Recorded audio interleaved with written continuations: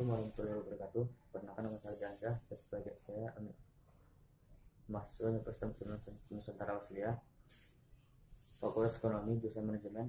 Di sini saya akan menanggapi kelompok 1 yang berjudul gambaran audit.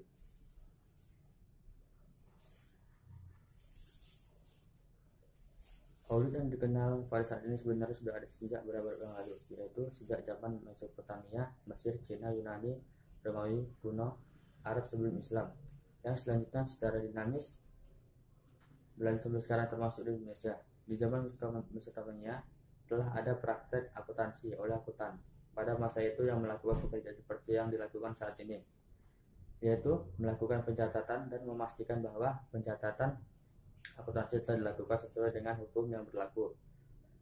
Praktek audit dilakukan terkait dengan penerimaan pajak. Di Romawi, audit menggunakan sistem dengan transaksi keuangan, jadi setiap transaksi disaksikan oleh auditor.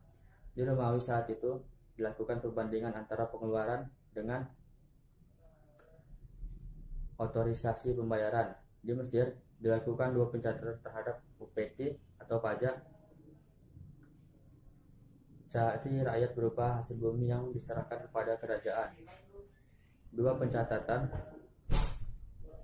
tersebut dilakukan secara independen satu sama lain, di mana pencatatan menurut kerajaan dilakukan pada catatan oleh petugas penarik UPT, sedangkan pencatatan pemberi UPT yang pada akhirnya dibandingkan dan dikonsolidasikan satu dengan yang lainnya. Di Inggris, audit berkembang pada tahun 1862. Dalam aturan atau perundang-undangan tentang perusahaan di Inggris, audit bertujuan mereview sistem akuntansi yang berkaitan dengan dalam buku Changing Audit Objective and Techniques, Oktober 1862, halaman 697. Kemudian tahun 1900 profesi auditor berkembang di Amerika Serikat. Hanya saja di Amerika Serikat, tujuan audit berubah, bukannya bertujuan untuk penemuan kecurangan atau fraud, tetapi bertujuan memeriksa kewajaran laporan keuangan. Perubahan tersebut sebetulnya diawali dengan adanya revolusi industri yang mengubah perusahaan dari perusahaan perorangan menjadi bentuk organisasi dengan manajemen yang lebih profesional, yaitu dengan adanya sistem akuntansi dan standar akuntansi yang diperbaiki dan lebih maju. Pengertian audit. Untuk mendapatkan gambaran secara nyata mengenai apa yang dimaksud dengan audit, berikut ini dibahas mengenai pengertian audit. Sejarah pengertian audit dalam buku Auditing Today karya Emil Watt menunjukkan bahwa audit berasal dari bahasa Latin yang berarti "ehers", yang mempunyai arti diberi informasi, yang pada saat dahulu berhubungan dengan suatu pemerintahan, kekuasaan atau orang yang telah melakukan kewenangannya. Pada saat ini, pengertian audit berarti suatu penyelidikan yang sistematis atau penilaian prosedur atau operasi untuk menentukan kesesuaian dengan kriteria yang ditentukan atau diinspeksi oleh perusahaan oleh pihak ketiga mengenai catatan akuntansi, termasuk analisis, pengujian, konfirmasi atau pembuktian lainnya. Kualitas auditor. Auditor eksternal berperan sebagai pihak ketiga yang mampu menjembatani perbedaan kepentingan dalam teori agensi. Hasil audit yang dibuat auditor akan digunakan untuk membantu dan dalam pengambilan keputusan perusahaan.